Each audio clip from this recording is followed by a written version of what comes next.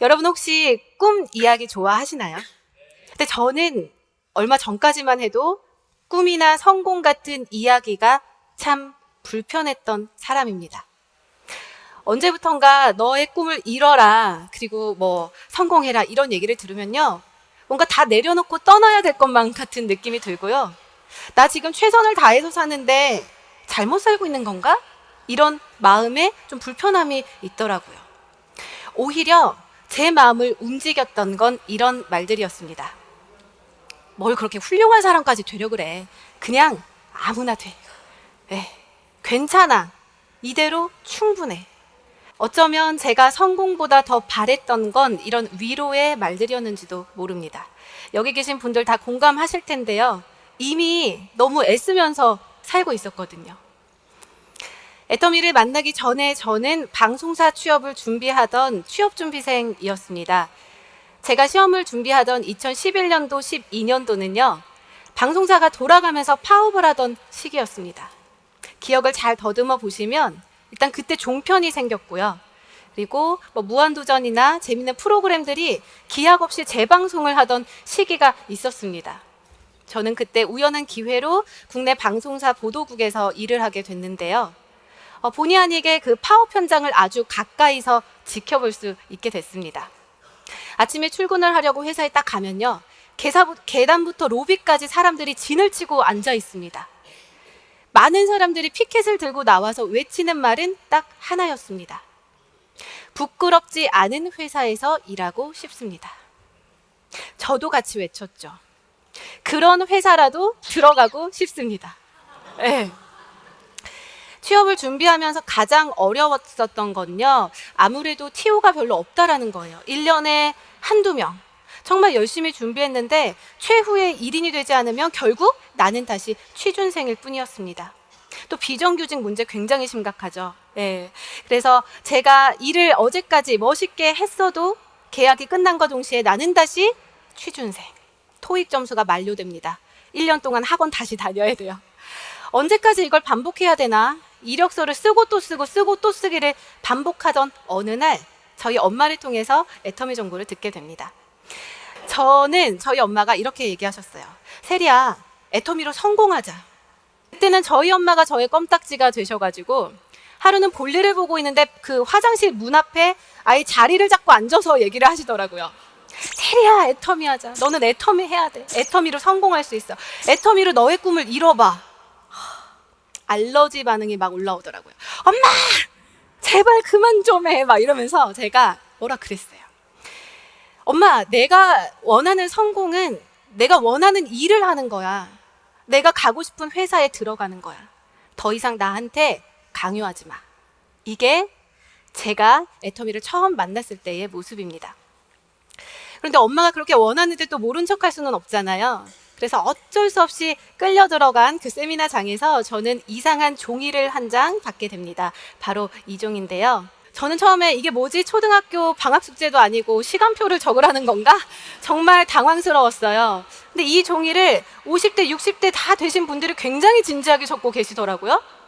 동그라미 하나 달랑 그려져 있는 이 종이를 애터미에서는 인생 시나리오라고 하더라고요. 균형 잡힌 삶을 살려면서 이 안을 가득히, 그것도 아주 구체적으로 적으라는데요, 한 줄도 못 쓰겠더라고요. 충격이었습니다. 그렇게 자소서를 많이 썼는데, 그쵸? 제가 썼던 건 자소설이었던 거죠. 내가 진짜로 원하던 어떤 걸 원하는지는 정말 단 한 줄도 못 쓴다는 사실이 정말 좀 웃음이 나더라고요. 이렇게 아무렇지도 않은 종이 한 장 앞에 두고 제가 생각이 많아지기 시작했습니다. 세리야, 너 정말로 원하는 게 뭐야? 직업 말고 어떤 삶을 살고 싶은데? 좀 막연한가요? 질문을 바꿔봅니다. 넌 뭘 할 때 제일 좋니? 어떤 게 즐거워? 어떨 때 행복해? 어떤 게 가장 가치 있다고 생각하는데? 부모님이나 친구들한테 어떤 사람이 되고 싶은 거야? 3살, 4살 어린아이를 어르고 달래듯이 저한테 물어봤습니다. 인생 시나리오를 쓰고 또 쓰고 구체적으로 쓰기를 반복하면서요, 저는 정말로 내가 원하는 게 어떤 건지 깨닫기 시작했습니다. 단순히 돈이었을까요?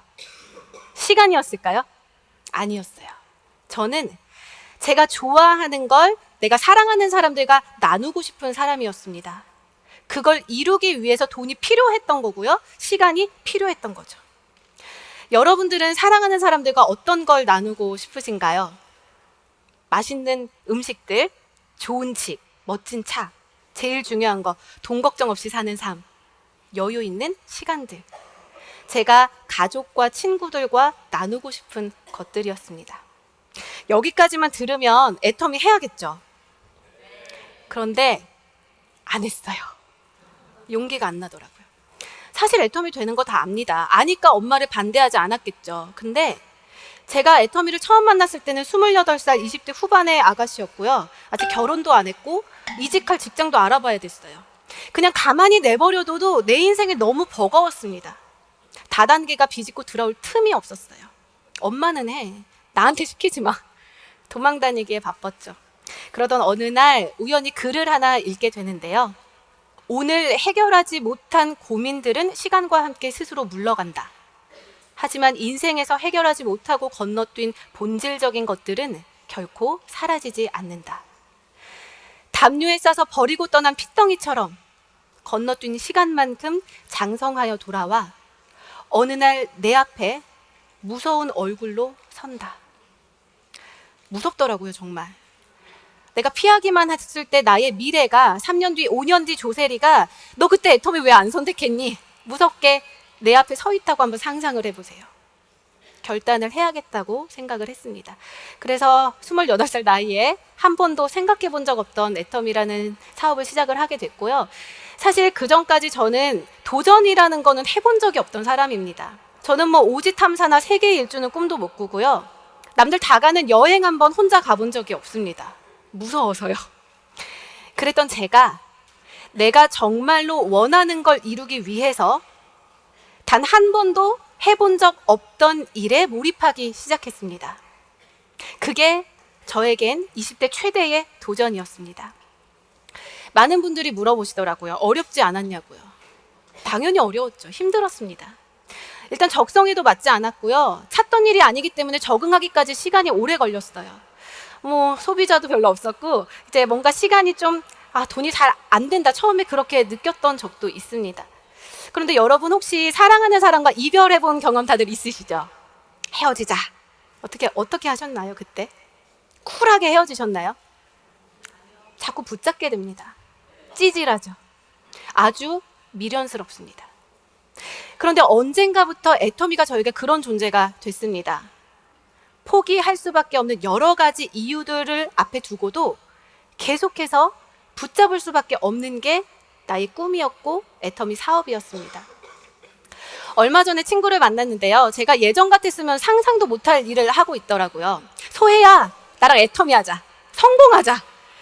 제가 싫어하던 성공과 꿈에 대한 이야기들을 계속해서 늘어놓기 시작했습니다. 마치 화장실 방문 앞에서 저희 엄마가 저한테 하듯이 얘기하고 있더라고요.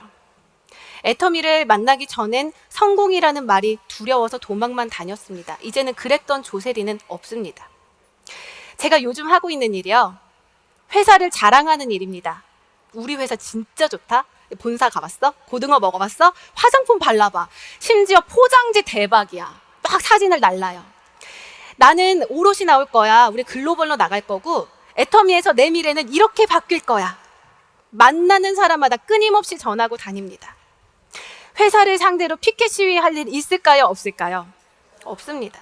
진정으로 내가 하는 일을, 나의 미래를 기대하면서 즐겁게 사업을 하고 있습니다. 애터미를 만난 지 5년 만에 생긴 변화입니다.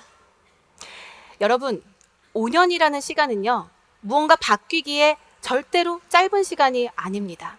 콜럼버스가 신대륙을 발견하기까지 한평생이 걸린 게 아니었어요. 단 5년이었다고 합니다. 미켈란젤로도 성당 벽화를 그리는데 5년 정도의 시간이 걸렸고요. 여러분들이 아는 아마존의 제프 베조스도 13평 아파트에서 100억 달러의 CEO가 되기까지 걸린 시간은 5년이 채 되지 않았습니다. 저는 오늘 여러분께 묻고 싶습니다. 나에게 5년이라는 시간이 주어진다면 여러분은 어떤 일을 하실 건가요? 그리고 그동안 내가 과연 바꿀 수 있는 건 무엇일까요? 네. 저는 오늘 돌아가시는 여러분 발걸음이 가볍지만은 않았으면 좋겠습니다. 생각이 좀 많아졌으면 좋겠어요. 제가 동그라미 하나가 덜렁 그려져 있던 그 종이 앞에서 그랬던 것처럼요. 그리고 꼭 여러분이 진정으로 원하는 삶의 모습이 어떤 건지 찾아내시기를 부탁드립니다. 그 꿈을 찾았을 때 애터미는 기꺼이 여러분의 날개가 되어줄 겁니다. 네, 감사합니다.